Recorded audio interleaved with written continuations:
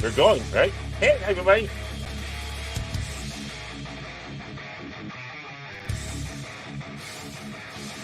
'22, 21, 20, 19, 18, 17, 16, 15, 14, 13, 12, 11, 10, 9, 8, 7, 6, 5, 4, 3, 2, 1. Yeah!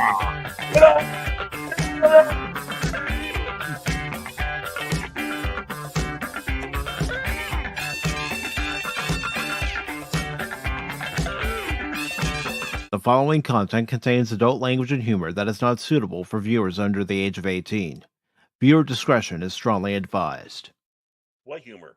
The views and opinions expressed during the following video content are those of the individual and may not reflect those of others.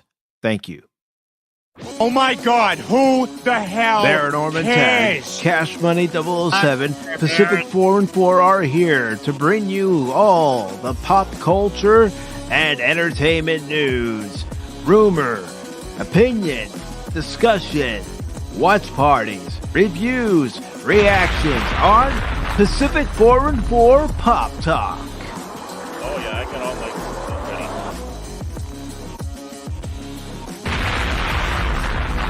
Welcome, one and all. Except you, Phil. You know.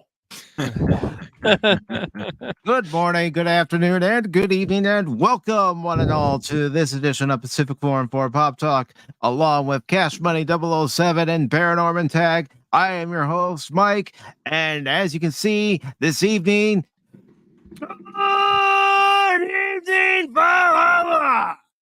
We have Stone Cold Loki. What is up, gentlemen? How are you doing? I love that. I love it. I feel like I want to go kick some ass now.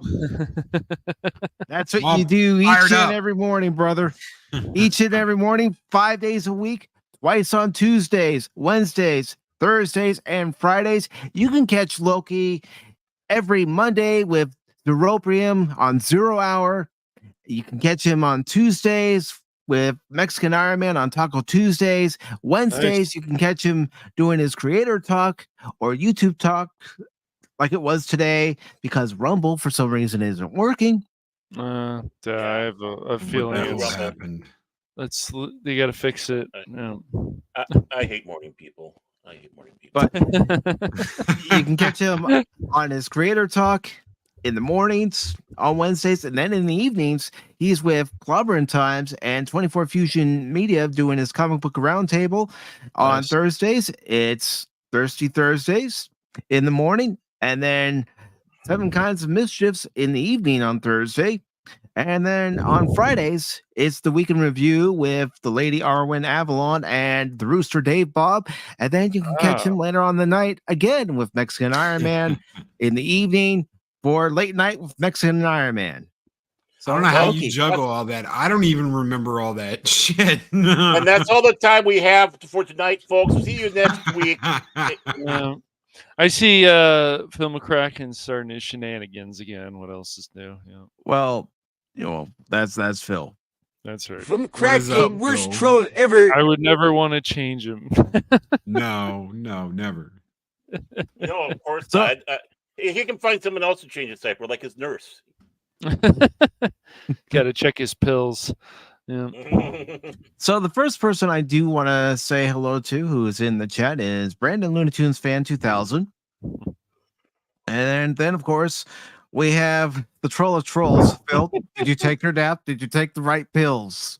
You seem to be forgetting about that lately. Did you fall out of the But bed? Phil McCracken is also here. So let me go ahead and get the link for those who were anticipating the show on Rumble, and Rumble's not cooperating. So they Oh, can it's not come over working for here and y'all watch. either? It didn't do shit for me this morning either. Oh, maybe they're having issues. Nope. Huh. And I put in the right stream key, and I double checked, triple checked, and for some reason it's not working. Wow. I've even tried Sorry, Rumble. refreshing. And I also want to say hello to Low Spec Linux Laptop, everybody's favorite penguin. Yep. And of course, Punk Waddle might take offense. He It's true. It's he true. might. He might. he might. But he's here to keep an eye on Baron. It's the long-suffering Mrs. Tagge.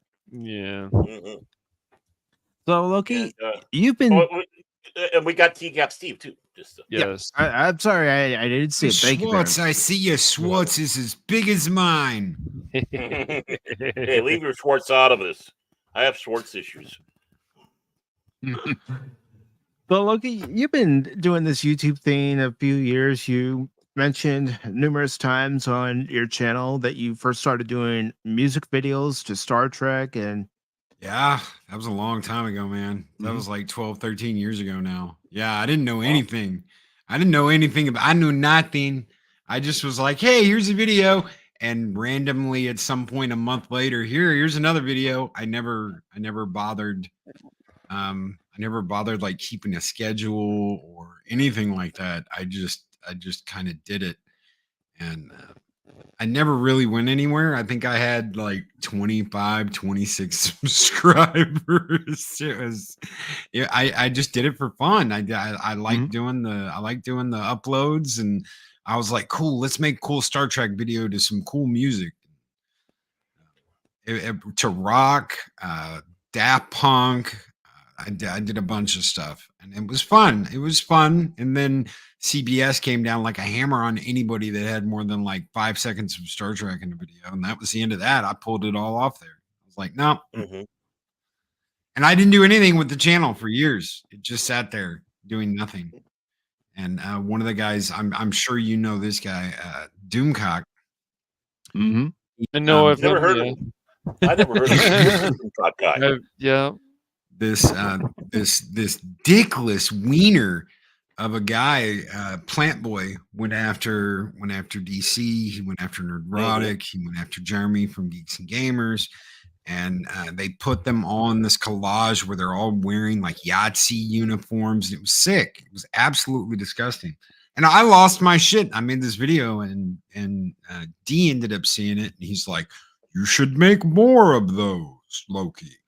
And I was like, okay. And I made a couple, and he saw those, and he was like, go forth, young one, and create content. I said, okay, I'll do that. Eventually came up with the morning show. And then when I came up with the morning show, he was like, Loki, no one's ever going to watch this. No one's ever going to get up and watch that. No, what are you going to do? The traffic report? I was like, that's not a bad idea. We'll do a traffic report with a guy named Chopper Dan. And in Cincinnati, you got yourself a traffic jam there. And if you're listening in Florida, yeah. Oh, yeah. And, I'm doing it, So I'm like, yeah, we got a bunch of SJWs down there on the 40 driving like maniacs, Loki. I don't know where they're going or what they're doing, but they're piled up like sardines down there. They're eating each other alive. Back to you, and have a great show. And it was just, it was stupid, stupid, crazy shit like that. It was fun. It was really fun. And then it got serious. And then it got unserious again when Mike came on board. Yeah. That's the thing. You started out doing the music videos, and you started out doing an earlier version of the morning show. And you look at some of those videos from the early days to now, and there's a nice growth there. Especially when you and Josh get together on Mondays, and you never know what the topic's going to be, but you guys are always keeping it going, always having fun. And that's one of the reasons why I keep tuning in each and every morning. Josh is so great. So years ago, right around the time I was doing the Star Trek music videos, I met Josh, and we were in a Star Trek game. We played the same Star Trek game. And we started doing stuff like I'd do an interview with Arnold Schwarzenegger, and Arnold would be like, breakfast is most important meal of the day. And we'd use sound clips, and he'd do Stone Cold. And we had this little like back and forth funny thing. And then we just stopped talking for like 5 years. And it was about time I moved to Missouri. And when I started the show, I was like, damn, man, I wish I had his digits. I wish I had his contact info, because I would love for him to be a part of this, because we always jammed real well together. And after a couple of years of doing it, I finally got somebody was like, "Hey, here's his number. I heard the show. I heard you mention him. Here's his number." And I called him and I was like, "Dude, you got to come on. You got to be a part of the show. You got to come on and we got to talk Star Trek." I didn't say you need to be a part of the show. I just said, "Come on and we'll talk Star Trek." But in my mind, that's what I'm doing. I'm like, "Oh, he's gonna be a part of the show. I'm gonna get him. I'm gonna get him to stay." The sneaky. Yeah, and I I was just lucky. I know you were. I just didn't. I was like, "Hey, why don't you come on tomorrow and we'll continue having this great?" He's like, "Okay," and then I was like, "Why don't you come on next week?" Okay, and then I was like, "Why don't we make this a regular thing?" You're a lot nicer than Mike was. Mike says, "I got these compromising pictures of yours, so you're going to be on my show." So that's how that worked out. Well, I had to get you out here somehow. It was it was an adventure. That's why you never see me skip your show. Unlike Cash. Oh, please. See what happens, Loki. They just if one of us isn't here, Loki, then the other one's like, "What's happening?" And then if Mike's not here, then it's mutiny. We raise the pirate flag and we start going crazy. They said to raise this flag right here when I'm not around. Oh yeah. But see, what they fail to realize is I'm always around. I'm always watching. I'm always watching. Yeah, and so are we. I mean, last night we played Broforce together, all of it, and it's like, I need to go to bed. Okay, night, Mike. And then all of a sudden, what pops up on my Steam, because my Steam was up, Mike's now playing Broforce. It's like, then he tries to use the same excuse that Cash gave. Well, I just looked it up. That's why it says I'm on. That was the truth there. Yeah. See, and it's not from a certain point of view either. He wasn't lying. I wasn't lying either, Baron. You're going back years on some of those videos, man. That's yeah. I don't do a lot of uploads. I do not do a lot of uploads. I like doing the live streams. People have told me, well, Loki, if you only did more uploads, you would be at this amount of numbers. You would have hit 10K already if you just do more uploads and focus your content on this and this and that. And I'm like, I like doing what I do. I like doing the live streams in the morning. I'm not in any kind of, oh, I need to be here and have this status to do this. People get too wrapped up in that. Well, also the thing is, if you start focusing too much on one thing, that becomes stale. Yeah. There's only, and it's after a while, it's not what you're talking about is not so popular no more. Nobody gives a shit. So what do you do then? You gotta keep fresh. You gotta have a little, what dare I say, chaos with how you present stuff to keep people on their toes. My fiance would love that chaos. Eris of Chaos would love the chaos. Yes, absolutely. Well, the one thing that never changes and is always fun to talk about is pinheads and entertainment, especially lately, Loki. My gosh, man, they just keep coming out of the woodworks. Oh yeah, with these ridiculous comments. I gotta get back to doing record shorts though. There's one thing that I've got to get back to doing because I've got like a stack of Godzilla vinyls that I haven't showed off yet. That I'm like, we gotta get some of those records back on there. Do more records. And you look at these shorts right here. I mean, you went to ICC, I believe, it's when you got the bridge of the Enterprise D. Ooh. Yeah, I've got. Correct me if I'm wrong. Okay. Which one was that one? Is that the Gloob or Playmates? That's the Playmates. Playmates. Okay. So I've got the Playmates bridge. I've got the Playmates engineering section. I've got the Playmates transporter, and I've got the shuttle. It's not Galileo. It's the other one. But all the TNG playsets I've got. So, and they're all still in boxes. So I haven't put them out yet. It's one of the things I've got to do is unbox them. I'll probably do that on a short. Be like, look, I'm going to rip a box open, old ass TNG box. But eventually the idea is to do I got a buddy that does stop motion stuff. And the idea is to do the adventures of Mexican Iron Man in space. And, he's going to be sitting there and be like, if loving aliens is wrong, I don't want to be right. And he'll meet the one gendered alien and be like, challenge accepted. It's going to be robot. He'll meet the one gendered alien, and then he'll jump out of the window in 7 seconds. Yep. And if I can speaking of Mike, convince, oh, go ahead. Sorry. Speaking of Mike, how did you two meet? Through Doomcock. So I was there when Mike did his first ever premiere video thing where he went undercover for Doomcock and went into Galaxy's Edge before it opened. So Mike did this undercover video and gave it to Doomcock to put up on his channel. And it was maybe a couple of days after he did that I met Mike in a roundtable in Xanadu. And when I started doing my show in the mornings, he wanted to be a part of it. And I was like, yeah, come on. He goes, oh, okay, well, make sure I have a script. And I'm like, huh? Make sure I that way I know what we're going to talk about. You got bullet points and everything, I assume. And I'm like, yeah, sure. Okay. And, he's like, okay. And he comes on, and he's like, I never got a script or any kind of bullet points or anything. I was like, oh, don't worry. We're just going to wing it. And he goes, what? And I hit the intro and we do it. And the second time he was like, I have written a script for this episode and I have bullet points. So I'm going to send you those. And I said, okay. I never agreed to use them. I just said, okay. And he sent them and we went live again. And he's private chatting me going, we're not following the script. See, we're supposed to hit this topic and this topic next. And I'm like, yeah, dude, just go with it. And it's fun. It's fun. He liked it. What does Mike not know about Loki being the god of mischief? Loki never follows a script or bullet. Yeah, how can you do that? You become predictable.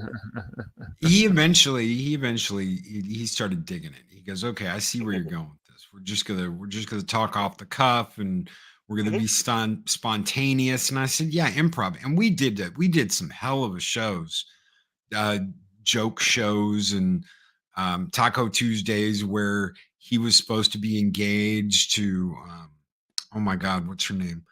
That one British chick. Well, that narrows it down.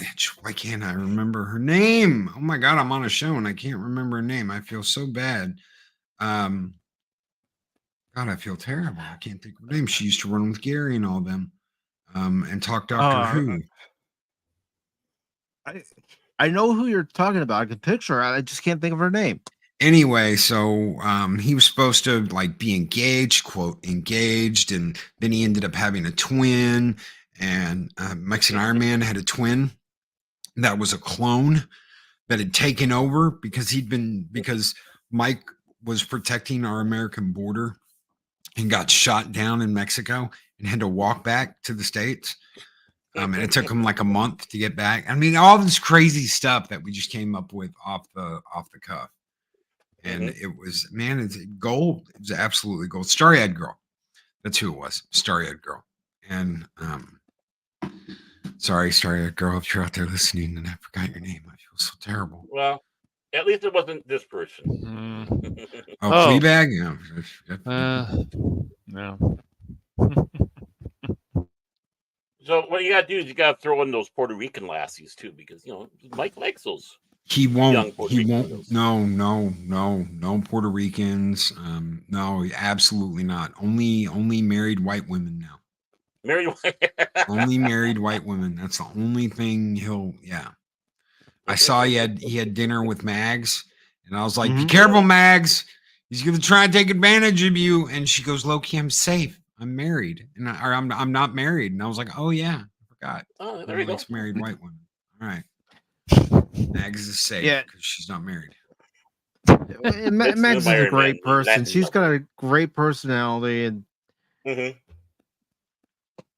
we had her on as a guest a few weeks ago, and yes, we had a nice time. Thoroughly insulted her. No, I did not. Mags is so. There's so many wonderful people. There's so many wonderful people out there. That, I appreciate the fight that Mags has. I appreciate anybody in this community, the fight that they have. I really do.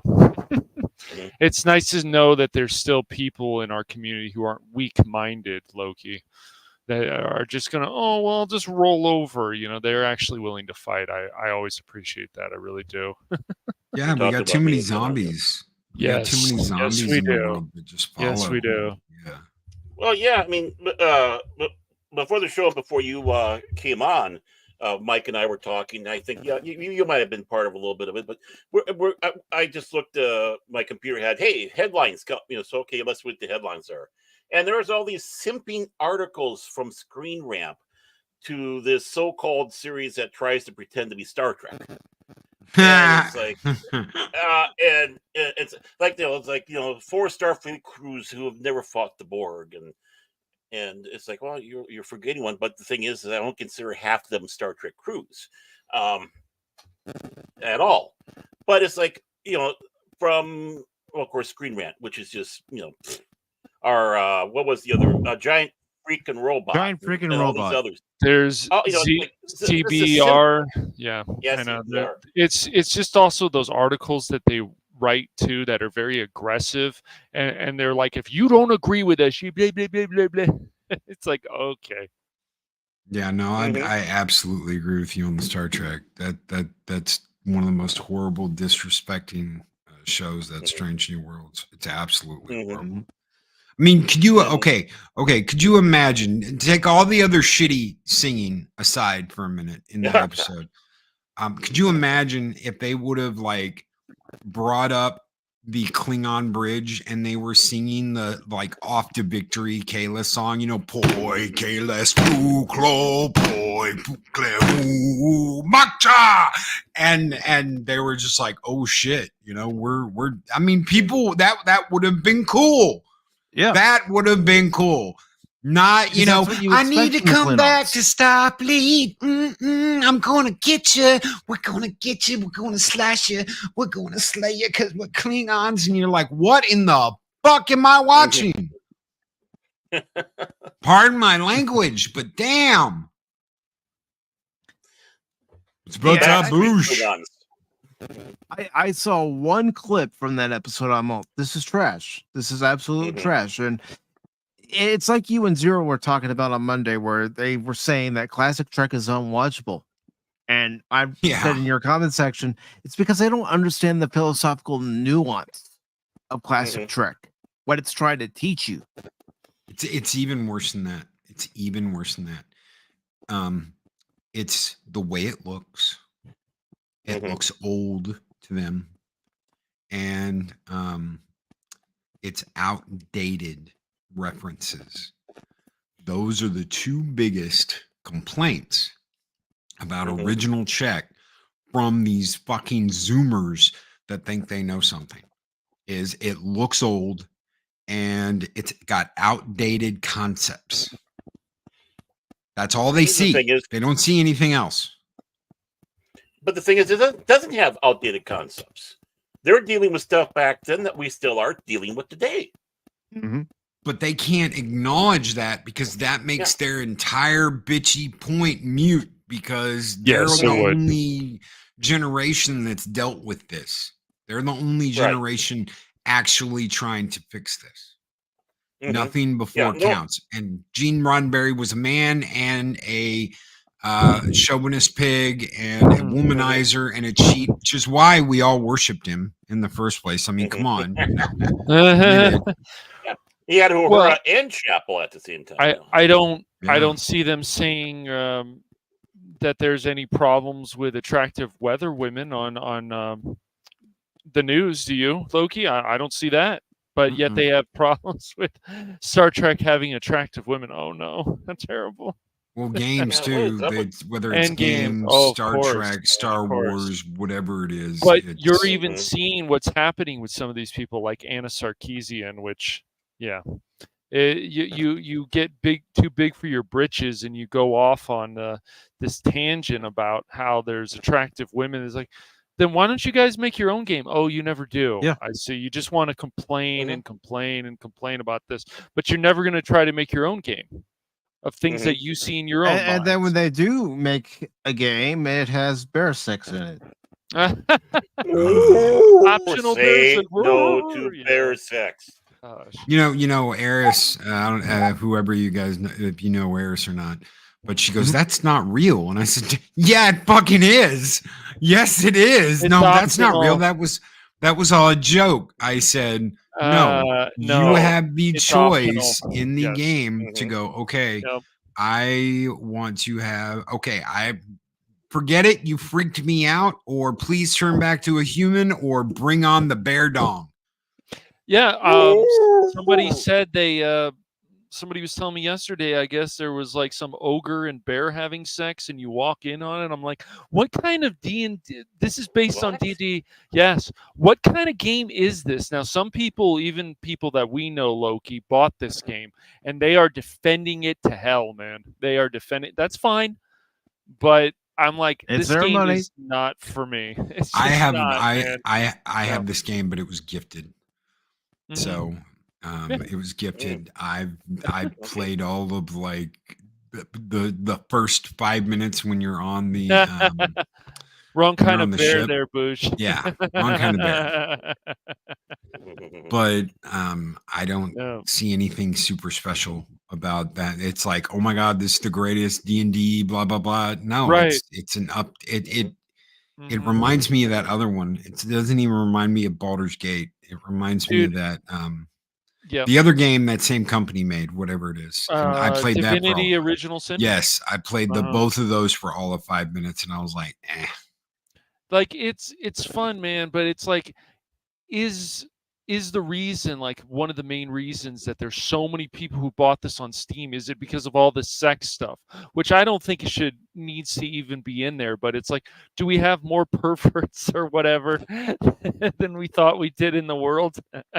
Well, you've got one side saying you cannot, how dare you look at Miranda's ass in Mass Effect. I'm seeing that too on Twitter. I saw that the other day and I'm like, what? And then you're like, hey, bring on the bear sex in D&D in Baldur's Gate. Yeah. And then what's really funny is that this game is actually kind of sexist towards women. It doesn't have a boob slider, which Cyberpunk does, and it doesn't have a butt slider. But it does have a D slider. It does, and it has 5 different kind of dicks or something, I guess. Too. It's just only two badges though. You got hairy and not hairy. That's it. Oh, I hope there's one that has 8 dicks, because I want to be octocock and meet octopuses sometime. I think that's the dragon. If you play as a full-blooded dragon, you get the octo enhancement. Ooh, but. Okay. I'm getting be serious. I am serious, and don't call me Shirley. Love that. Even people who are writing these articles about this whole optional bear sex thing, the way they write it, you can't stop laughing, Loki. It's just so funny. It's they probably, when they're writing there, it's like, what the hell am I doing?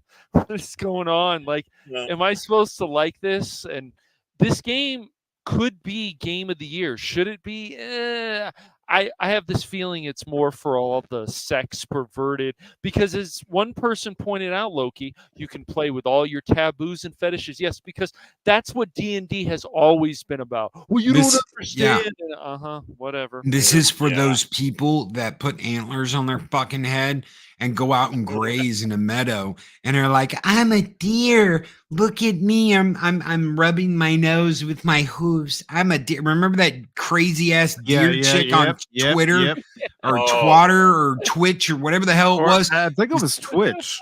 This is for them. This is absolutely for them. When I go off, dude, I'm not shitting you. That D&D, I was watching a documentary on Dungeons and Dragons, and this purple-haired fucking hippo is like, I used to spit on them in high school. I'd walk by the little geeks playing, and I smoked 20 packs a day. I used to walk by the little geeks playing D&D, and I'd spit on them. And then after I divorced my husband of 15 years and met my soulmate, my partner, she's over there in the corner right now making me biscuits. And when I met her and we started scissoring, I found out that she played D&D. And now Me and my partner are revolutionizing the entire industry so it serves my fat purple-haired ass. And suddenly Ding. you've got these absolute freaks saying everything's got to change because I'm involved in the game. The funny thing is, and it's just like an article that Baron got really upset about for good reason from PBS NewsHour, of course, that it's basically like we weren't included before, but now we are. You have always been included, you fucking morons. Please stop telling us that you haven't been included. I don't remember one D&D table that said, you know what, you look this way, and I feel that, nope, you're not allowed. No. Right. If a chick walked into a comic book shop and there was a group of guys in the back at a table playing Dungeons and Dragons, and she came over and was like, boys, do you mind if I play? Every motherfucker in there would get up and give her their seat. Of course. Yeah. Hey, yo. Exactly. I mean, I've been playing D&D since the early 80s. I mean, I'm first edition all the way back then. And throughout all the time I played any role-playing game, women, people of color, everybody's been invited. No one's was shied away unless, of course, you're a friggin' moron. Then it's like, you're not being asked to come back. But that's because of who they were. A husband and wife were playing GURPS with us, and my former wife and I were together doing it. And so it's like, we were used to all that. I mean, yeah, sometimes it's a little surprising because we didn't think they were interested. But when you do find that woman that's interested, it's like, that's a keeper. And even some of the annoying stuff, everybody accepted. My best friend, he had to push every motherfucking button he ever saw. If you ever saw the D&D movie with whatever his name, one of the Wayans brothers, and he's like, ooh, a box, and he pushes the button. That was my buddy. No matter what. He was like, oh, I found something with a button on it. I'm going to push it. And everybody would be like, oh, God, not again. Like, what's going to happen? What did you just do? Everybody back to back, swords out. That was fun. So even a certain level of stupidity was okay. But, like, if it was like total, like, I have to roll these dice. Oh, my God, I might chip a nail. Yeah, go. You're not coming back. Yeah. And I'm not hating anybody who bought Baldur's Gate 3.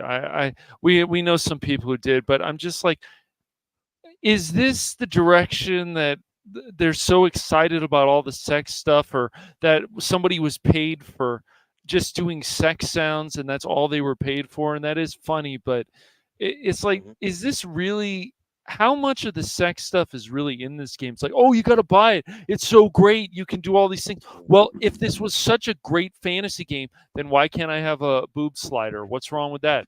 I'm just saying, if it's so great. You're obsessed with boobs. Well, boobs are good, but it kind of hit something that Bush. Yeah, I love boobs. Bush saying there, the one rule that we generally had for any of the role-playing games that we played, only have the core book, at least. So like, it'd be the player's handbook, which is, depends. Now it's like $60 or whatever. But back in the day, there was more GURPS. At least get the main GURPS book, because you'll want to have this so you can figure out how to play your character. That's the only time we never sat back and said you have to get this book, and have like $300. No, that's a lot of that was the game master or DM's job to have a lot of that, because they're running the game. Now, if you wanted to run the game, you're going to need some more stuff. But no, we never excluded. Even if someone didn't have a book, we didn't exclude them. We just say, okay, look at our book. Especially if they're starting out. Yeah, here's a printed out character sheet. Yeah.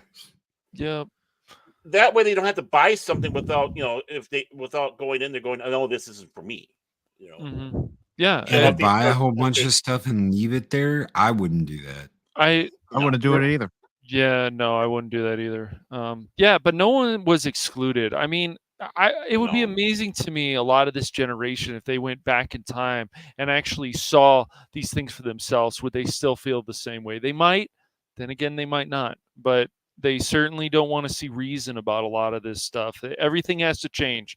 Either race swapping, rules, adding a lot of sex that didn't matter. Romances is fine. Right. Like a romance with a fantasy character, things you build. But when you read stuff where this guy says, well, I'm in the party and every 5 minutes or something, they want to, one character wants to jump my bones. And I'm like, why do we need all the sex stuff?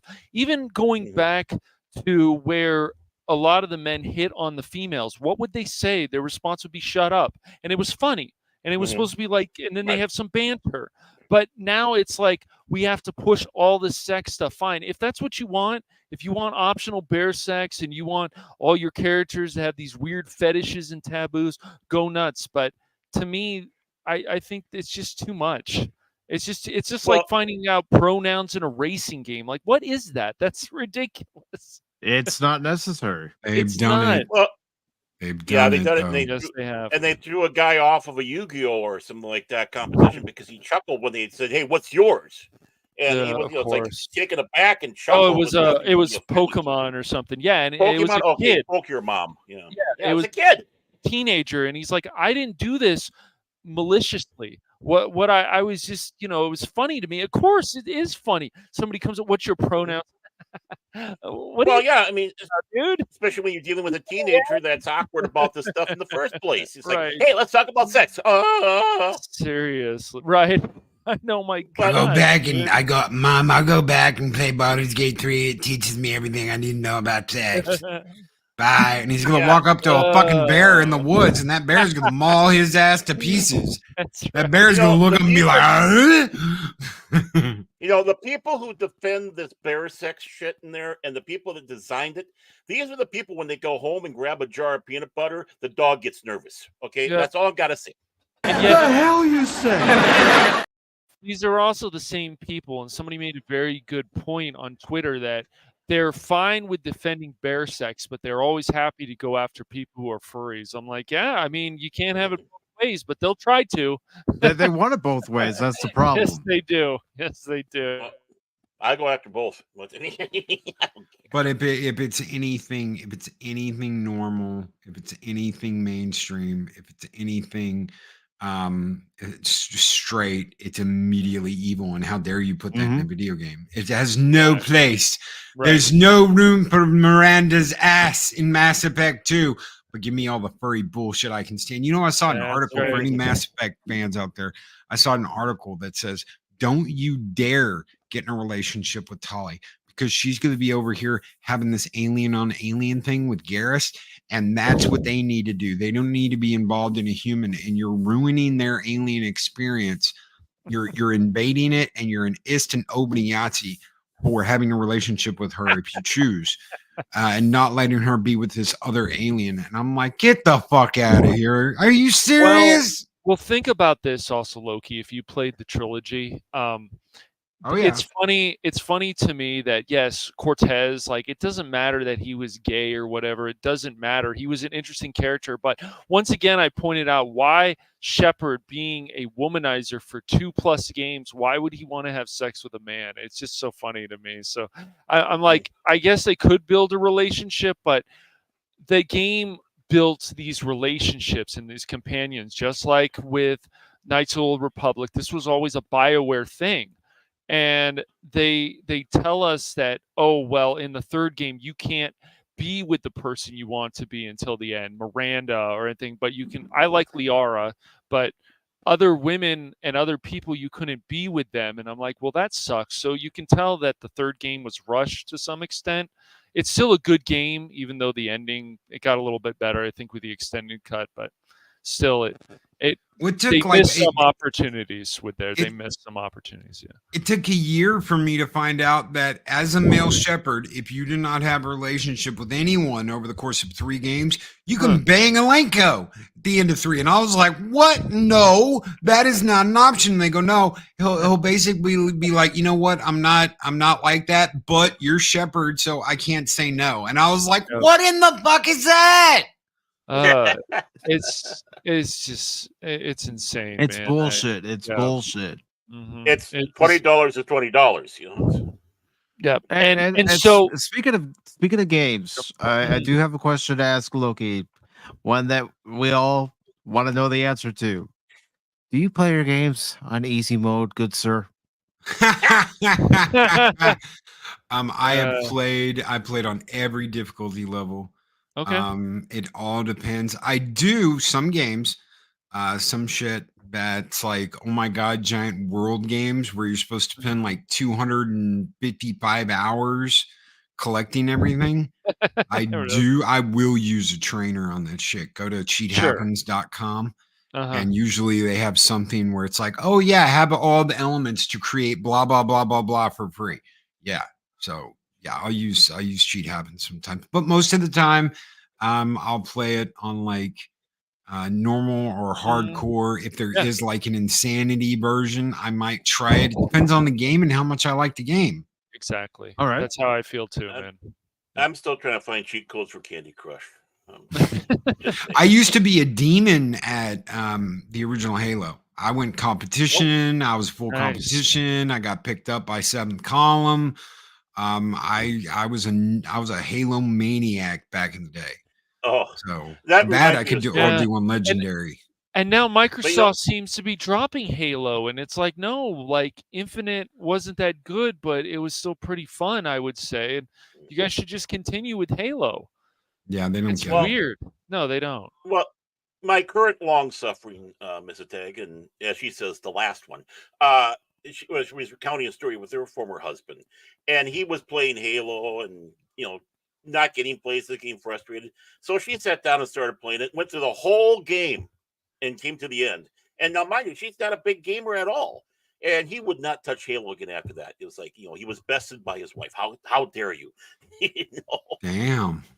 I know. I remember there was a competition going on at GameStop, and this guy was so mad that this woman beat him in Call of Duty. He was just like, I can't believe that woman, she beat me. I think she was cheating and stuff. Started saying, I'm like, dude, just accept the loss and be done with it, man. Or just fight her again. Just try to defeat her again. He was just bitching, complaining. I went to a Soul Calibur competition that went down like that. This chick just wiped the floor with everybody. And you're just like, good game, good game. I'm amazed. This chick sat there and learned all the shit and combos. And if you're that dedicated, by God, more power to you. Great win. Yeah, it's like when you go out on a date with somebody and you're playing skee ball or that what is that one with the hockey one? Air hockey. She beats you. Is it the air hockey? Yeah. She beats you. You say good game, and you be a gentleman about it. If somebody beats you in a game, even a woman, you be a gentleman about it. You say good game. Just it's okay if a woman beats you in something. I know guys are like, it hurts my ego. But for some guys, they can't do that because they can't take it. It hurts their pride. Oh my God, I got beat by a girl. That's pussy shit. Very much so, man. It might hurt my rip. Those are beta bitches, dude. Those are beta male bitches. They are, man. Just accept it. But it was so funny. That guy just kept screaming. And he worked for GameStop at the time. But he's so upset. I can't believe her. I'm like, what do you think? She cheated too, man? I mean, just get better. Just get better. Get good. But that's like a huge no-no now to say, GG, bitch, get good, get better. No, that's a huge, dare you? How dare you tell me I need to up my game?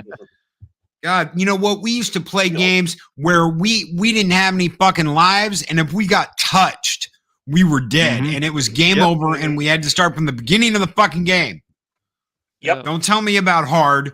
We did Elden Ring on Atari for fucking decades. That's right. I don't want to hear about your bullshit about how hard this game is. And even people are coming out. There was an article the other day. Well, Baldur's Gate is hard. Yeah, it is. And I'm like, well, good for you guys. I'm glad you enjoy your optional bear sex. That's fine. Whatever. Maybe you went that direction. Maybe you didn't. But when people are like, games are hard, especially when we started having articles They're about supposed to be Dark hard. Souls. About Dark Souls, these games are hard. If they're not meant for you, don't play them. But they can't accept that. They're like, there has to be this accessibility. Why isn't this for this person? Why isn't this for this person? It's just like, can you ever shut up? They can't, though. They can't shut up about this stuff. It's funny. I think you Loki would agree with this one. It comes down to this fact. Now they put all this crap in here, but back in the day, playing D&D, it was just open.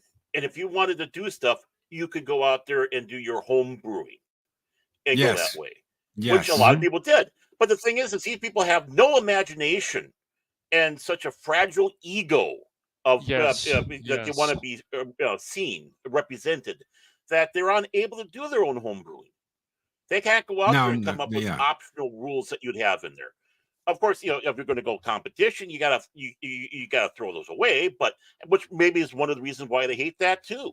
But they have no they have no intelligence, they have no creativity, they have no drive. They're lazy, they're stupid, and they're egotistical narcissists. I would like, and that's why I'm worried about the new Dragon Age game, because like the first one, Origins, is still my favorite.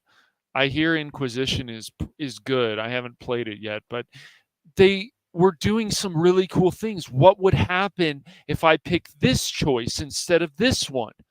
Oh, there's actually going to be consequences. Well, that's cool.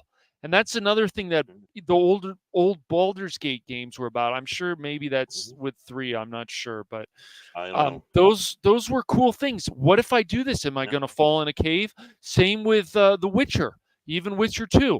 If I do this, I'm going to end up in jail. This is a bad decision.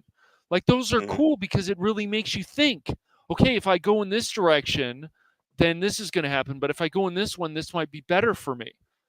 And how many times have you heard me say during a live stream, thank you guys for the help, but I want to figure this out on my own. So if I fall down, I need to pick myself back up again and figure out how to beat this boss. That's right. We like nagging you. We just like nagging you. I remember something that was one of the craziest things ever, playing Morrowind, and I'm like, okay, I'm going to jack this box, and I'm going to take what's in this box, and ooh, look, a barrel of apples, and then suddenly the entire town militia has me surrounded, and they're like, you thieving bastard, and I'm like, huh? What?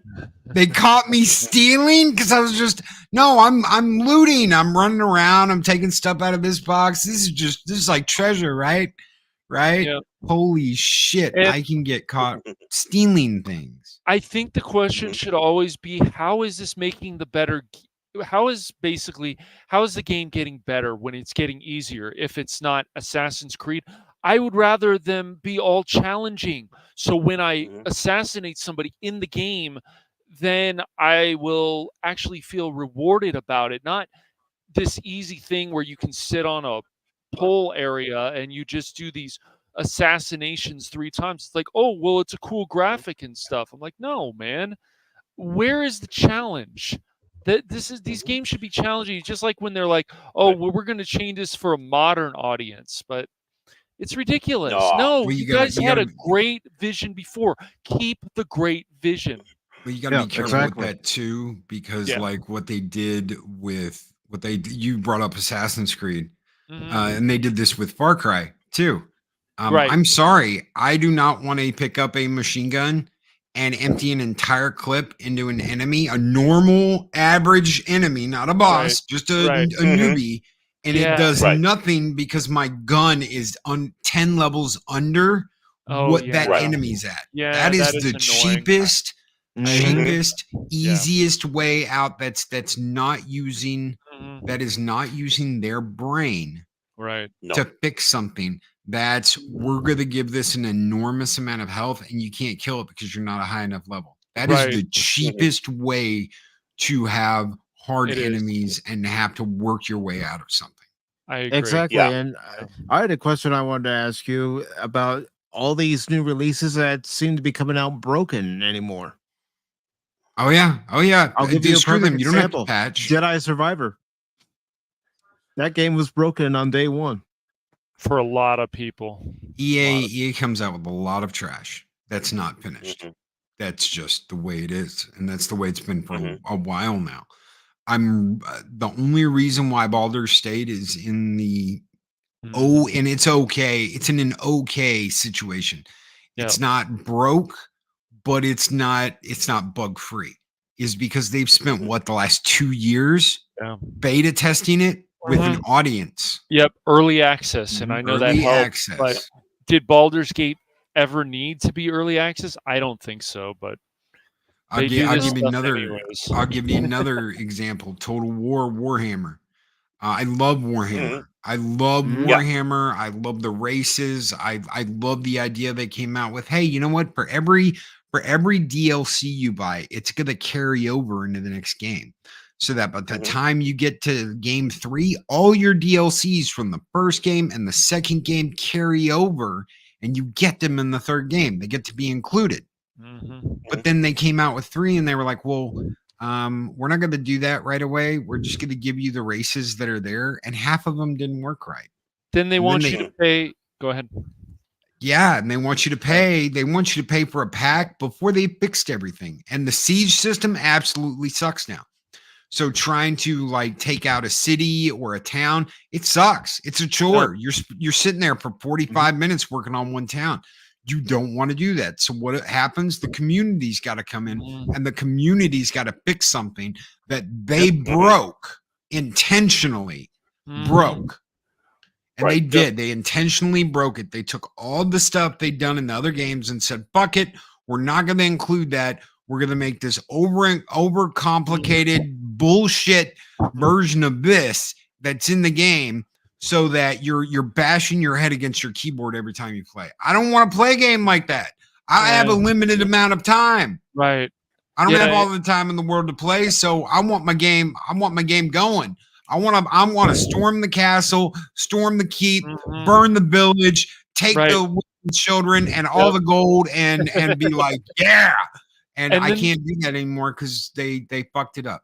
Then there's an optional thing for blood also that you have to pay like a few dollars in Total War Warhammer 3, which is ridiculous. What do you mean optional blood? Just leave blood on always. Unless you know what that reminds me of?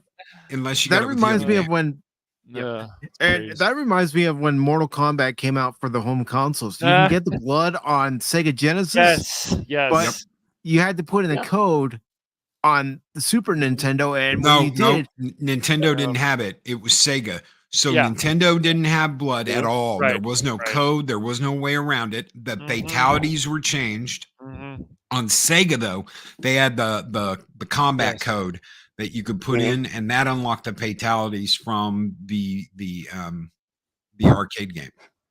That's why it's Sega ruled. Yes, Joseph. That's what they have in Total War Warhammer 3 is you have to pay a few dollars to have blood in the game. Okay. No, you brought it up. Right, you're right about that, Loki. I made a mistake. I can own it. Oh no, it's not a mistake. How many people remember that? Honestly, how many people remember that it was Nintendo that was like, nope, we're not giving you shit, and it was Sega that was like, yeah, but it's behind a code, so you got to put in a code. Blood then the second game came out, and it was like Nintendo's like, yeah, we fucked up. Yeah.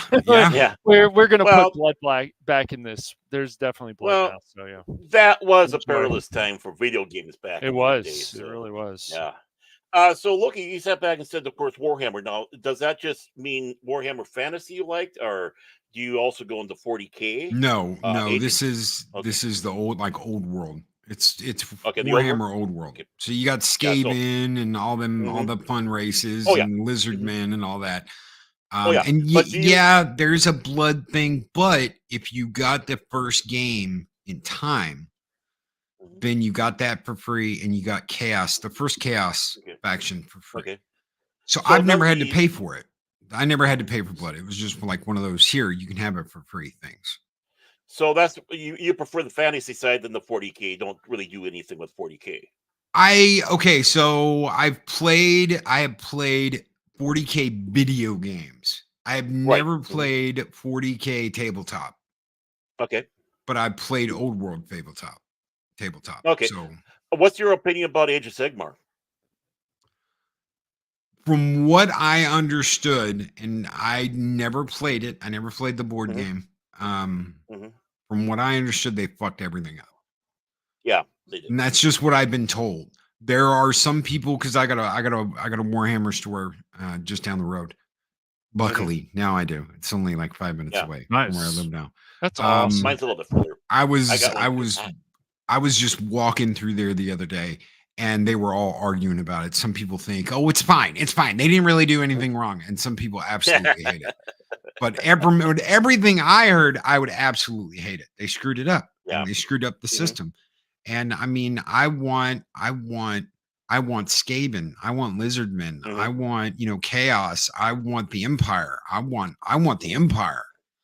I don't want any of this pussy shit. I want Wood Elves. I want High Elves. I want pirates, vampire freaking pirates, man. That's what I want. And shit, why can't we have that? Yeah, exactly. I mean, that was a stupid decision that they made on there, but thank God they have Vermintide too, right, guys? Oh yeah, we had a lot of fun playing that the other night.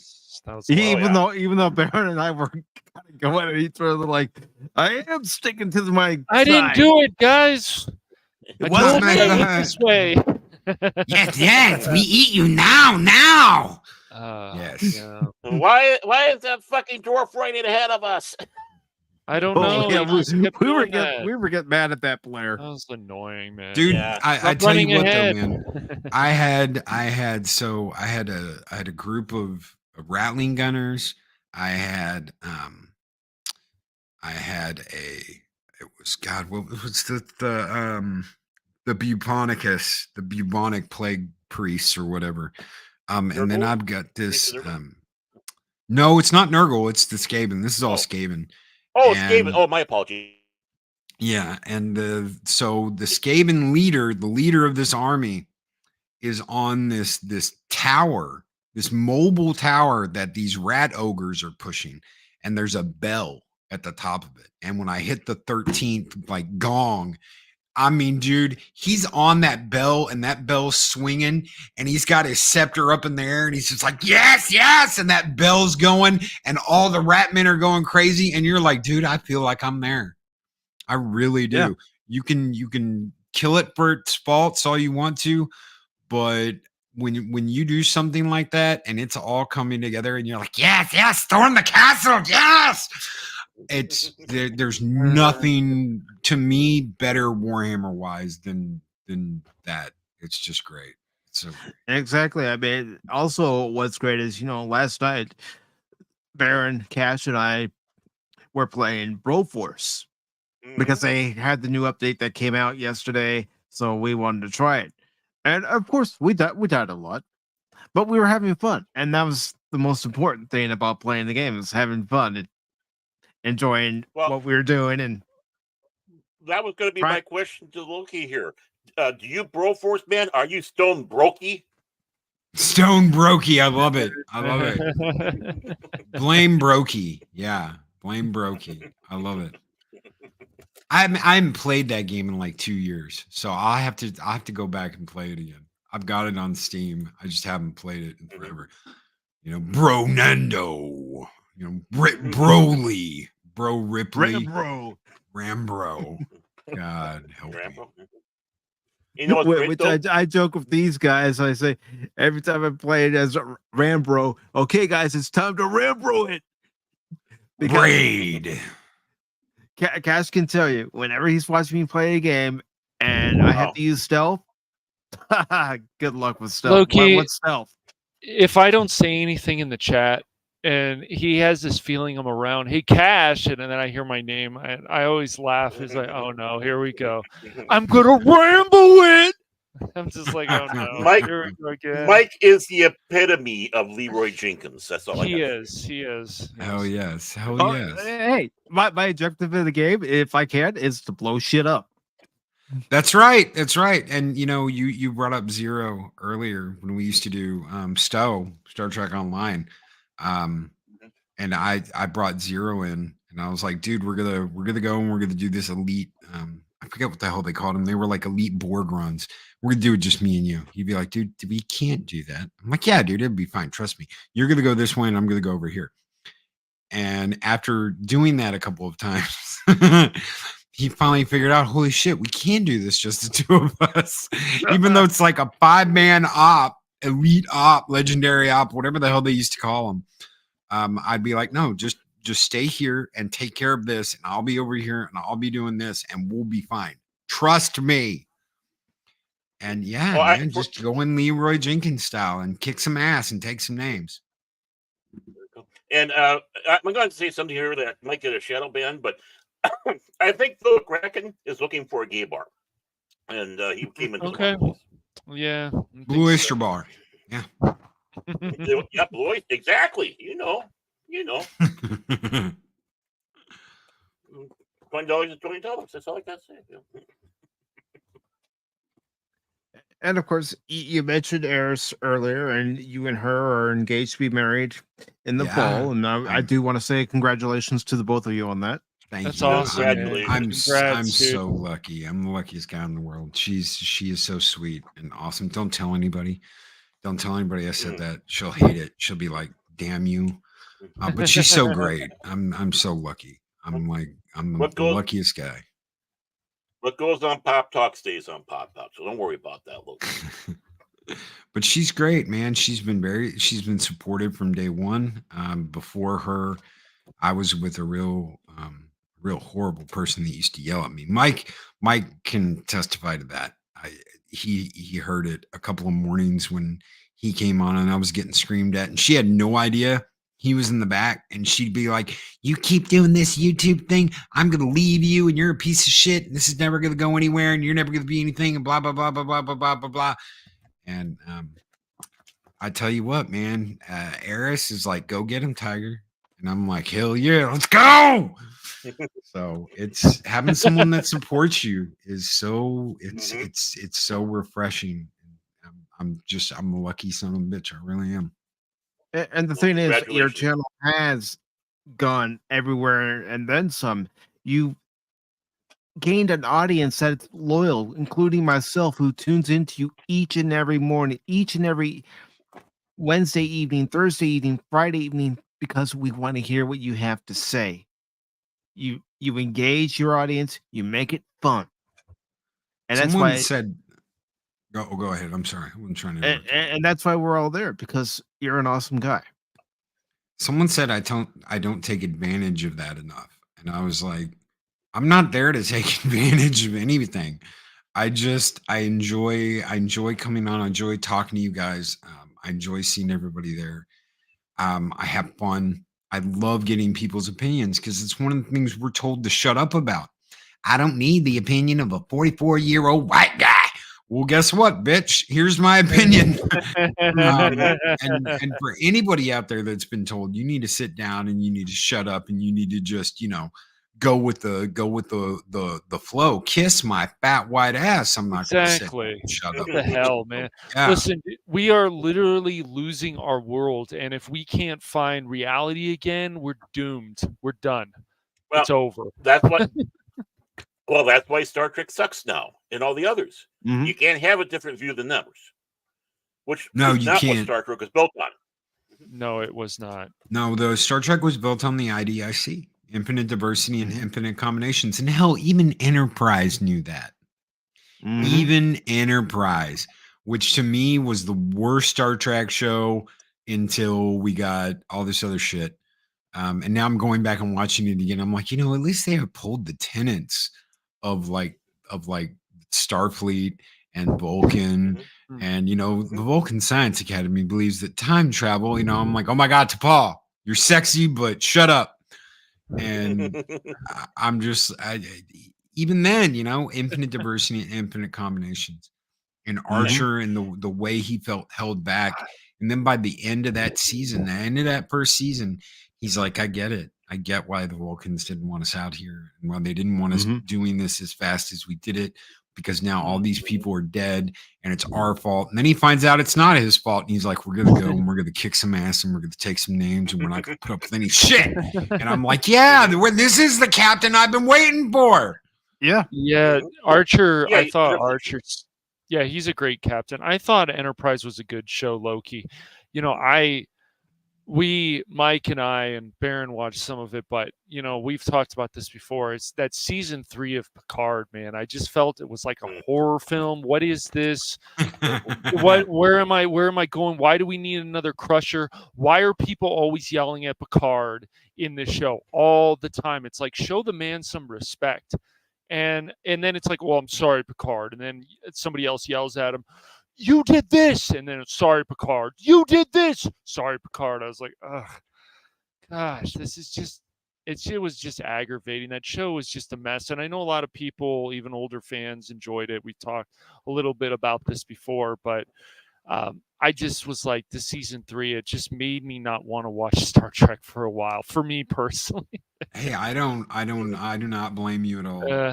I thought the plot points were shit. I thought the overall story was shit.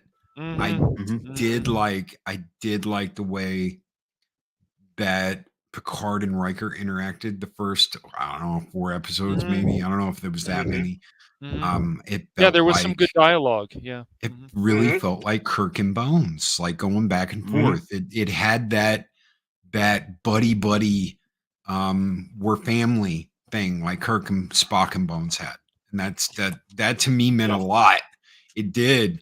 And when you look at it from a bigger picture, when you look at the whole season, you had Dominion, you had Borg, you have all this confusion and all this stuff that doesn't make sense. And it's like, I pointed out, someone told me to take a seat and shut up because I didn't understand how Starfleet works. And I'm like, bitch, are you fucking serious? I've watched Star Trek since I was like 2. Kiss my ass. The starbase where they were doing the experiments. I'm sorry, this is a Federation starbase. This is not a Section 31 starbase. This is a Federation starbase. And yes, people are working on projects and there's all kinds of stuff going on, but no one is like a one-person show ever. And there are protocols to keep things from like this. Does not make sense. Just like the plot didn't make sense, and the Borg and the Dominion working together didn't make sense. The changelings, we're making Starfleet evil. We're basically saying the majority of Starfleet is evil now. I'm like, what are we doing? Because they're doing experiments on the changelings. The changelings are working with the Borg. It was like my brain is just exploding with this. And it's like I said to you when we were watching that episode, Cash. I said Starfleet wouldn't have done that. They wouldn't have tortured the changelings. No, they would not. No way. Maybe 1 or 2 of them. We've seen Roddenberry's Star Trek that Starfleet would do that. And I'll point something out. The what's her name? The chick that was the head changeling. What's his name's daughter? Amanda Plummer. Amanda Plummer. Thank you. Okay, so Amanda Plummer's character says that she was tortured and they took advantage, and then get a load of this shit. And they never explained this. They never explained this.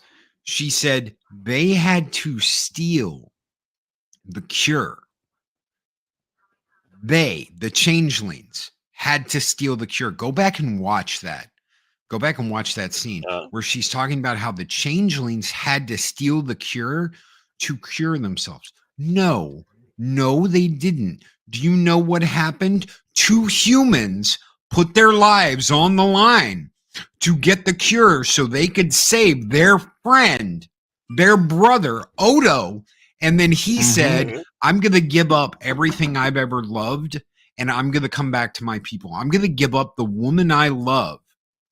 And she goes and becomes Kai. That's like, I'm sorry, but that's the canon I know. She goes off and becomes Kai of Bajor, but he had to leave her, and he had to go to his people and become a part of his people so the war would end.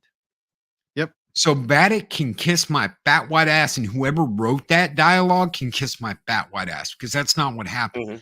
2 humans put their lives on the line to get the cure, and then they gave it to their best friend, Chief O'Brien. That's right.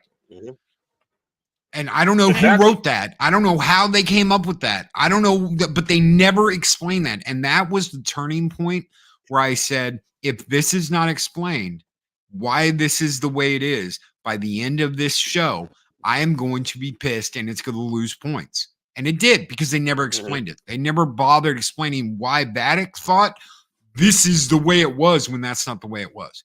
Federation evil, evil terrorist, evil torturous monster, blah, blah, blahs.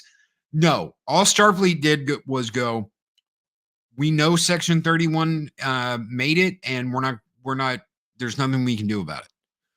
Mm-hmm. That's it. That's all they did. They knew where it came from, but they couldn't do anything about it. The virus. Mm-hmm. Now, was that morally right? Probably not. But guess what? Starfleet officers who represent Starfleet did do something about it. Yep. Mm-hmm. O'Brien and they risked their lives when Sloan was dying to get that cure. Because if Sloan died, then Bashir and O'Brien would have been trapped and their bodies would have died because their consciousness wouldn't have returned. Yeah. So yeah, as a whole, Picard, that whole series can burn in a fire of 1,000 deaths. Season 3, the banter and the familiarity was there, but it was still a shitty season, and it was still a shitty idea. Yeah. And I do love the idea of Picard living. I do love the idea. I cried when he's like, there will be no more Picards in Generations. I was like, oh my God, dude. And he's like, there will be no Picards going forward. And he's so upset. And he's like, well, Baron, Renee burned to death in the fire. There will never be another Picard that goes about amongst us. And you're like, oh my God, dude. He's never going to have any kids. His brother's dead. His brother's kid's dead. There's no one to carry on the line Picard. So I like the idea that they did something to keep his lineage alive. There will be a Picard in the future, but that still doesn't save a fucking show.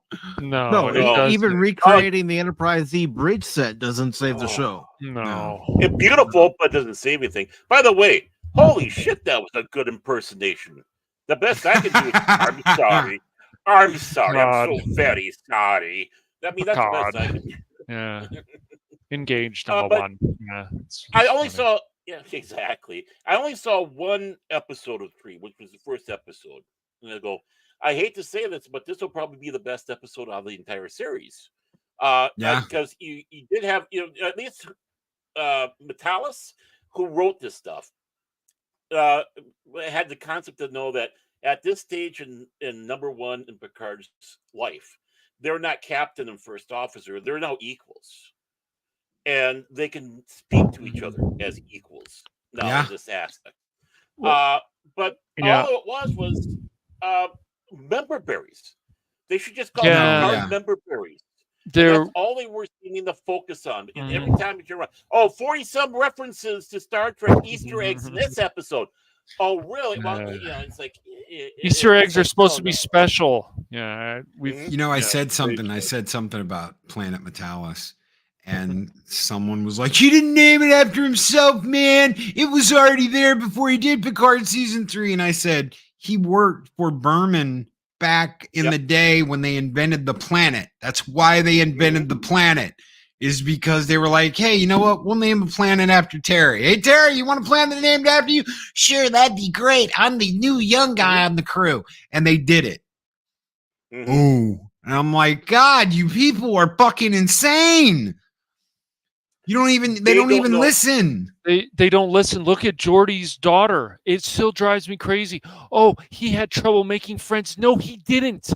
That is a blatant lie. And he was a pilot. He was a pilot. He had trouble with women. Get it right, daughter. Like they're so stupid. She's a pilot. She is a pilot, right? Yes. And she angered her father by not becoming an engineer. Guess who the second best pilot on the Enterprise D was? Fucking Geordi. You know why? Because Riker was the best. Riker was the very best pilot on that ship. Geordi was second best. And when Jellicoe was like, I want you to come on a secret wish with me, he was like, I could do it, but man, you really want is Riker. He's the best. I'm the second best. And she's like, my dad hates me because I'm a pilot. I was like, get the fuck out of here. Again, it's like you're supposed to know the history of Star Trek. You're supposed to know the history of the Next Generation and the evolution of Geordi, the evolution of all these characters. And you blow up big time on that. Yep. And then 7 of 9 being a lesbian, it's just like it doesn't make any sense. It's like she's supposed to be wasn't she in love with a man before? Chakotay, you're right. Yeah, Chakotay must have been a horrible lover. That's all I got to sit back. I guess so. And so they throw this other woman in there, and she's been in there since season 1. She's got drug problems. I'm like, her character is not that interesting. Oh, because I'm supposed to like her because she's a minority or she's a woman. Is that drug where addict, you guys are going? It's like, this is ridiculous. Addict. It doesn't matter what her if she's a minority or a woman, just make her more interesting. Right. There's more things that you guys could do. And then in season 3, because of course I watched all that season with Mike and Crit and a few other people, including Phil McCracken. It was. And you want to know? Go ahead. Yeah. I was going to say, and you know why they had to watch it? Why? I don't want my pain taken away. I need my pain. That's she's a meth addict. In season 1, she's a meth addict. Of course, it's not surprising to me. I just and then it's like, oh well, we brought Q back. Spoiler alert, whatever. It's like, oh, because we're trying to say we had an apology.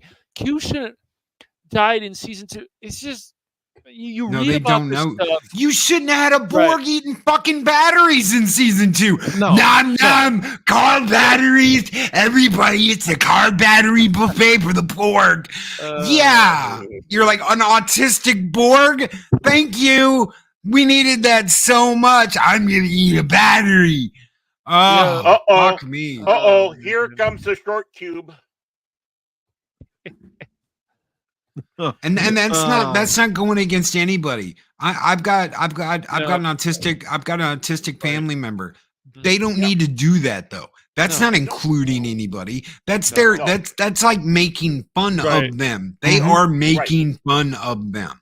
And Vidic's accent for her is like, it's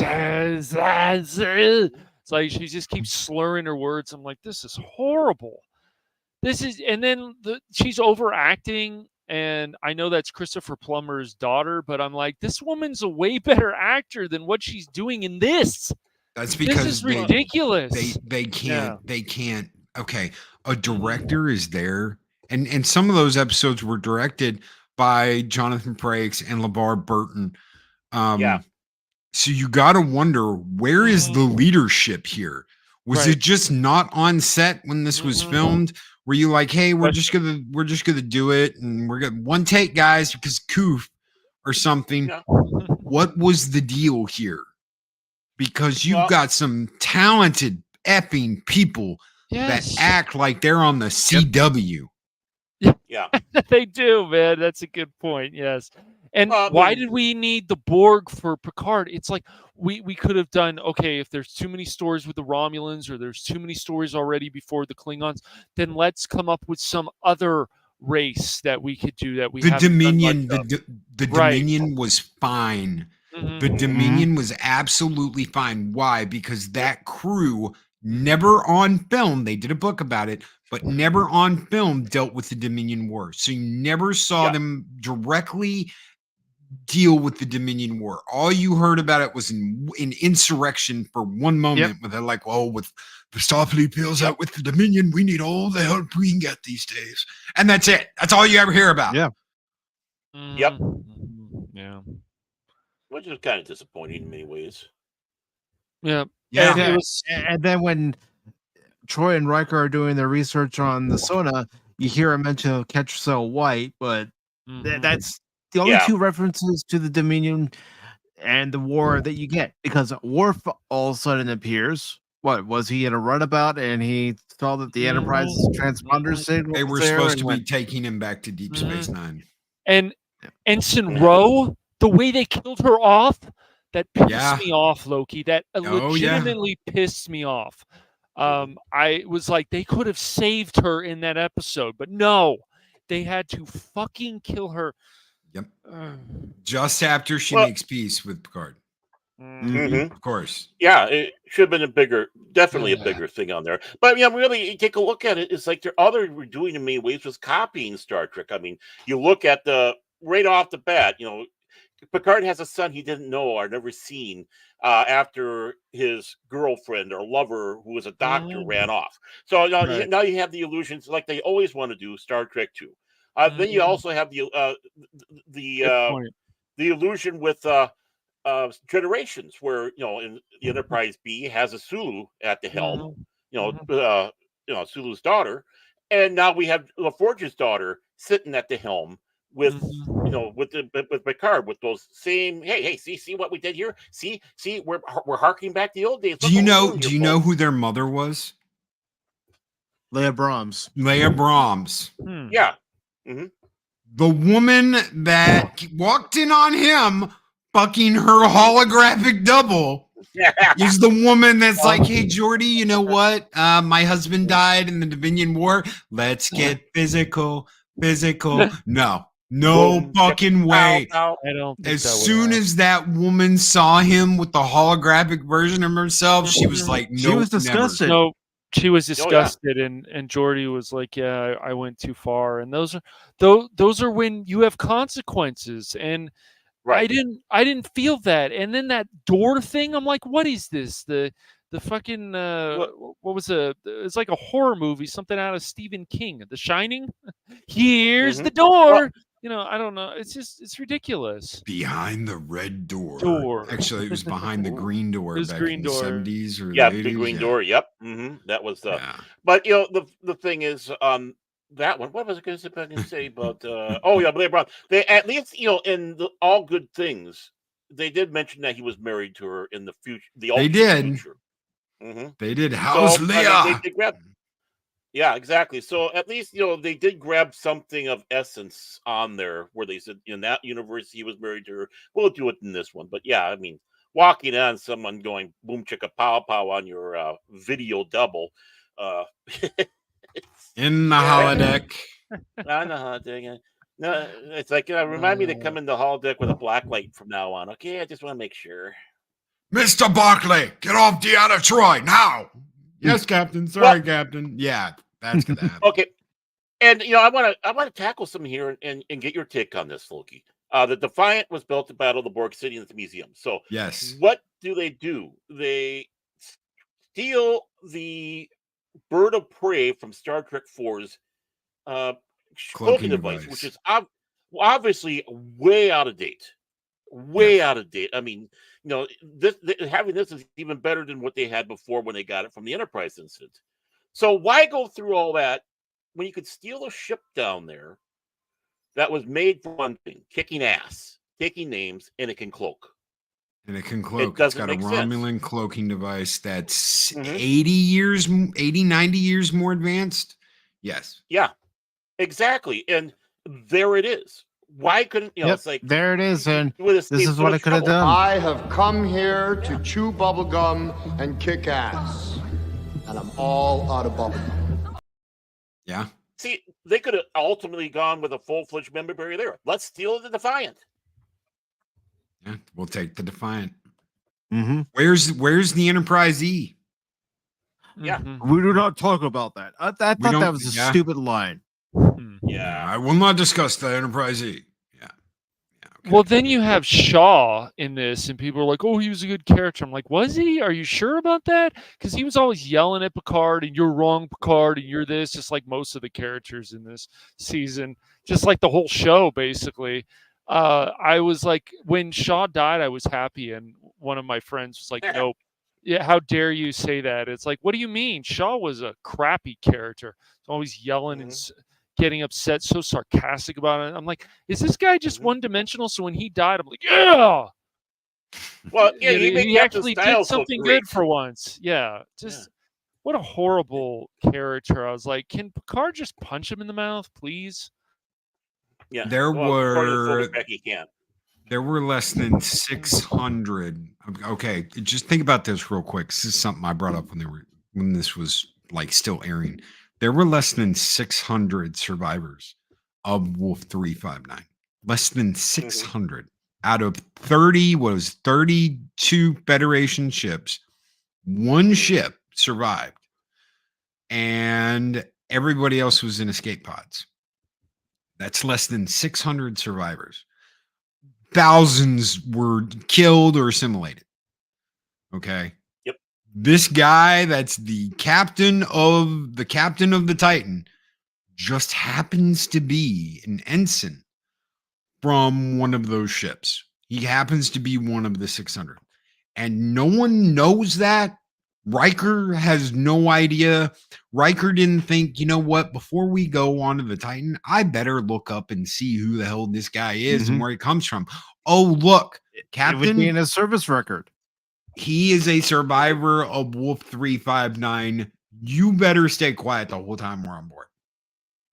But no one thinks to look that up. No one thinks to check that this motherfucker is one of less than 600 people that survived the most devastating defeat in the Federation's history. Mm-hmm. Yeah, okay. Sure. And that's not including the Klingons that joined them. It's nuts. It's absolutely nuts. Mm-hmm. It's a good point, Joseph. It's a good point. Mm-hmm. Well, yeah, that's just. I think we even made comment about that, where you know everyone's there. It's time to go, Captain. Yeah, just do it. It's like no, you should see the captain's right there. I mean, it's just amazing, and so it's like people kept talking about this season. All right, let's give it a chance. Let's try it out. Okay, all right. But we're like, Star Trek's not back for our group. Star Trek is still in limbo somewhere. Star Trek still exists. You just have to watch the original series all the way through Enterprise if you want good Star Trek. And the novels that were printed back in that day. I'm not talking about. I don't know how the new ones are today, but if you want to expand even further, there's go to the used bookstore or wherever and get the books were in the 80s and 90s. That were going concurrent with the movies or the new series and such. There's a whole giant universe there with thoughts and ideas and how things could have gone with Next Generation or other shows. Yep. And gentlemen, our time is running short because Loki does have Comic Book Roundtable to get to, and I want to make sure that he has plenty of time to prepare for that show. And guys, I love the Star Trek stuff. I'm just like, God, yeah, I love it. I love it. People that love Trek, people that actually love Trek. It's so nice to have an actual conversation with people that love Trek and love talking about this and don't get like their panties all twisted up and stuck up their ass because someone doesn't agree with them or someone agrees with them or whatever. I mean, it should be any topic. Loki. I'd like to take the opportunity to invite you to a Star Trek stream I am having on Friday, September 8th at 6 p.m. If you'd like to join, you're more than welcome to. What the hell? It's a Friday. Yeah, I can probably do that. Friday. Okay. Yeah, I'd love to. Awesome. There we go. I'd love to talk more Trek with you, man. It's great to talk with someone who knows that, the history, the lore, everything about Star Trek. And, going back and going, Enterprise now looks like a mess compared to what we got, We should have a conversation soon, Loki, about Metal Gear. I know you're a big Metal Gear fan. Yeah, I love Metal Gear. Yeah, hold on. Oh shit, I dropped it. Uh-oh. Hold on. Ladies and gentlemen, Loki. I almost never do this, but it just happened to be like sitting right here. So hey, wrong one. I know that. Blame the operator. So cool, man. Wow. I still have the very nice PS3 Metal Gear Solid 4 in its original box, the deluxe one. I'll show you something I bet you've never seen before. Okay. Because I've been going through all this stuff. Oh shit. Okay. Yep. Very cool, dude. Oh, that's awesome. Wow. This is awesome, dude. Just 1 second. It's got the Kojima. Oh yeah. That is awesome, dude. Second. Because this is all from Japan. So, very cool. I want to fucking. Yeah, they better blow it out of the water with that collection that's finally coming. Oh yeah, man, they better blow that shit out of the water. So you've got all the books. Ooh, awesome. Yes. It's got the God damn it, the novellas, but they're all in Japanese. So good luck if you want to like translate. You can do that. Have fun with that. There is a this has not been opened, but that's like Portable Ops. Oh wow, dude. Oh wow. Never very nice. That's very cool. Never been open. Very cool. Cash is getting green with envy right now. Son of a bitch. There might be someone who travels from California and sneaks into your place sometime. No. then I'll see you. Then when you get back, I'll see you on the Fullerton police cam on patrol. These are the nice dude scats for everything. So you've got Metal Gear Solid. Sweet. You've got Metal Gear Solid Part 2. You've got Sons of Liberty for PS2. Sweet. You've got the documents of Metal Gear Solid 2. And then you've got Snake Eater, and you've got the updated version of Snake Eater. Awesome. Yeah. Mm-hmm. That's cool. That's cool. And I don't know about you, Loki, but I'm looking forward to that Metal Gear Solid collection that's coming out in October. Yes, so my world. Yeah. There's certain games that come out for PC, and I would say Metal Gear is definitely one of them. It's like, yeah, I would buy that again. I might buy that 3 times. It's just like Grand Theft Auto 5. I'll buy that a few times. Get rid of my PS3 copy, get the PC version. Because in the PC version, I can make my own radio stations. Yeah.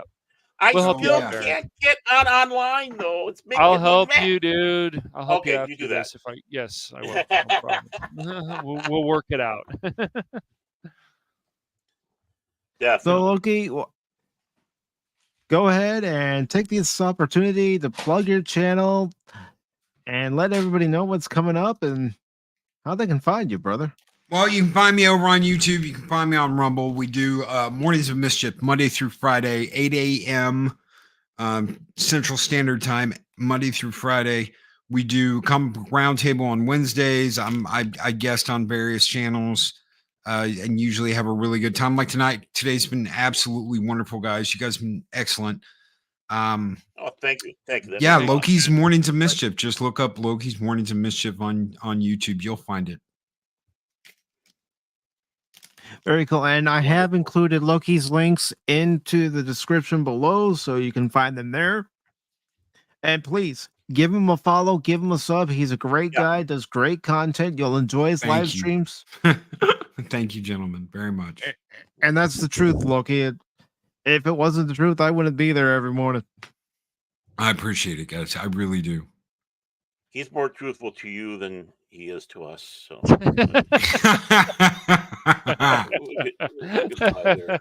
Yeah. I know what he wants me to do. Usually on the show,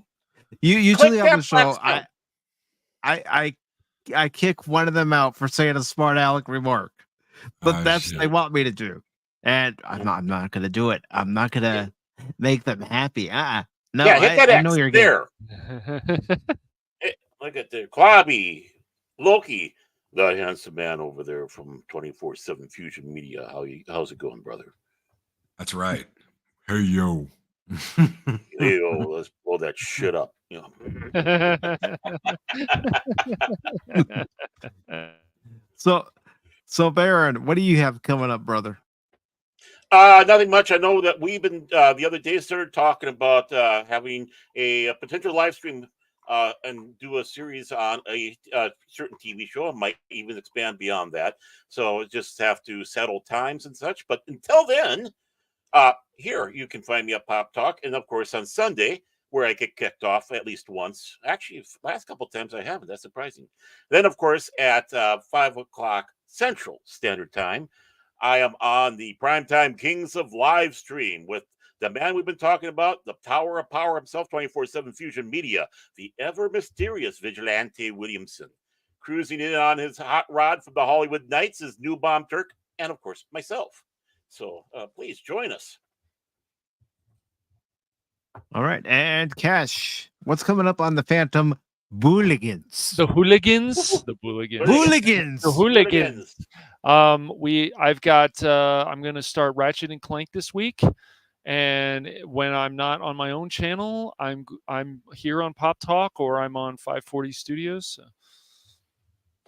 Yeah. Yep. But I'm continuing the games, and we're gonna also have more discussion streams, and then of course next week more Vermintide, more potentially Broforce. We'll see, maybe something else. Broforce. But I've decided that I'm going to, just like the other Ratchet and Clank game, I am going to finish it on stream. So since Rift Apart has finally come out on PC, I'm going to definitely finish it on stream.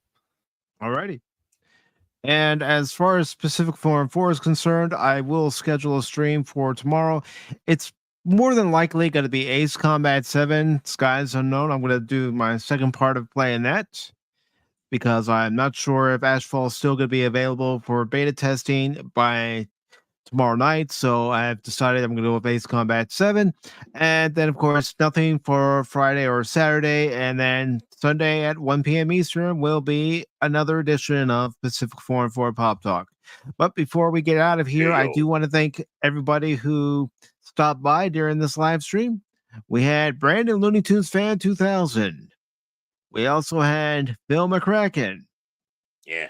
T-Gap Steve was here. Low spec Linux laptop, everybody's favorite penguin. Just don't tell Punkwaddle. The long suffering Mrs. Tagge. She loves owls. The lovely Leia Rose, the princess of YouTube. She's also the president, only a member of Phil McCracken fan club. Just one. We also had Nova Vaughn, Bush McFadden. Thank you, Bush. And Padawannabe. He was here. DJ Ronnie G. And don't worry, members, I have decided when the first member stream of the channel is going to be, and I will let you all know in a post. Oh, can't wait. Claude Saley, good to see you. Joseph Dredd. Chris Persia, the Wrench of Wrenches. What's up, Chris? Tim's Talk. Lord Crit of Everest Productions with his monocle and top hat. Well, whatever. The Orca. And Tim's Talk was here as well. Let me just make sure I'm not missing anybody. And I almost missed Jace. Jason Fox of 540 Studio. Thank you, Jason. Let me just make sure I'm not missing anyone else. For those of you who are new here, I'd like to make sure I excuse me. I acknowledge everybody. And you forgot to say hi to me in my gravelly voice. I'm gonna be in Marvel next year. I'm gonna play a Hulk. I don't know what they're gonna do. They're gonna give me a big red dong. But considering what happened to my other characters, I became a deadbeat dad, died, and then became another deadbeat dad and died. And now I'm gonna be a big red guy. I'm probably gonna die too. So yeah. And fuck that Loki guy. He's always making fun of me. Thanks, Harrison, so much. It's easy to make fun of him. I don't give a fuck about Star Wars. I wanted the money. But Loki, once again, thank you for coming on, brother. It's always a blast to have you on. Yeah, Loki it had been too long since you were last on here. You were on here for a video game stream that I did last year, and it's been too damn long. Dude, as soon as I can get through October, I will have more time. It's been crazy with the move because we just moved and my kiddo's here and everything's been kind of crazy. But if I can get past October, I'll have a lot more time. So I would love to come back soon. I really would. Awesome. All right. I think you were on for a collectible stream too. I think Loki was on for a collectible stream, wasn't he? Yeah, no, he hasn't been on a collectible stream yet. No, I don't think so. No, not yet. Another one. Okay, not yet. And again, the other Loki for September. Excuse me, for September 8th, the Star Trek stream. Like I said, you're more than welcome to come. I'll send you the invite. And someone say collectible. Yes. Okay, when's their next collectible stream? That's so cool. I have to look at the calendar and figure out when that's going to be because very cool. Angry Canadian has asked me about it, and I remember other people have asked me, and I just got to come up with a date. the last time Loki was on, he was talking about $100 he spent at some convention for the original Metal Gear. I think it was, man. Yeah. That's cool. Oh yeah. Yeah. I love Metal Gear. So we started our farewells. We started our farewells here because Loki's got to go. And what happened? 3 hours later. That's right. We'll keep him another hour. 3 hours. I gotta go, guys. I gotta hit the head and then get on another stream. All right, man. Hey, stay out of 24 for me.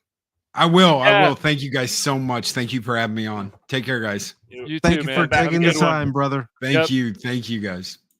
Thank you as well.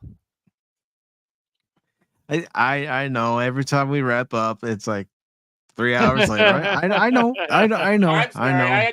I'm just trying to make sure Loki's not late for his show because again, you come here, you have a lot of fun. It's like you don't want to go, you start losing track of time, but it's like I gotta go.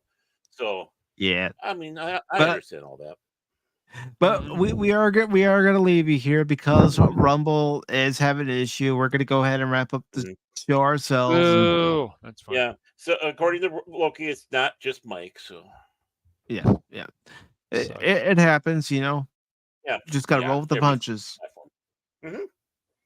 But thank you everybody for stopping by and watching. Make sure you subscribe to Loki. Make sure you subscribe to Baron and Cash and share out the stream. Hit that like button before you go.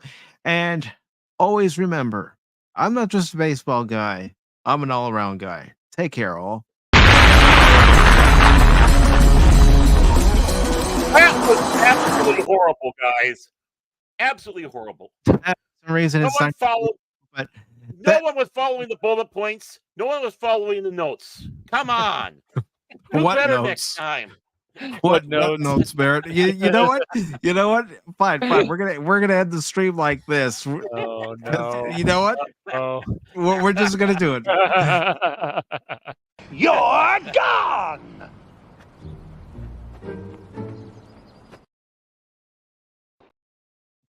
Yep. All right. Okay. There you go. There's the daily. Help! I'm being repressed! You're not being repressed, but thank you again, everybody. Hope you have a good rest of your Wednesday, and we'll see you later. This has been a test of the emergency hypnotoad system. Had this been an actual hypnosis, you would go limp and watch